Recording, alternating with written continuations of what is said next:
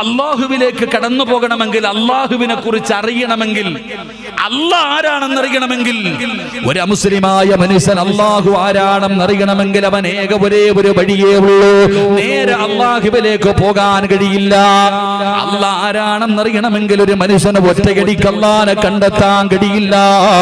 ജാബിർ റളിയല്ലാഹു തആല അൻഹു അനിൻ നബി സ്വല്ലല്ലാഹു അലൈഹി വസല്ലം ലഖദ് ജഅതുകും ബിമാ, മഹാനായ ജാബിർ റളിയല്ലാഹു തആല അൻഹു പറയുകയാണ്, ലഖദ് ജഅതുകും ബിഹാ ബൈളാ നഖിയതൻ വലൗ കാന മൂസാ ഹയ്യൻ മാ വസിഅ ഇല്ല തിബാ.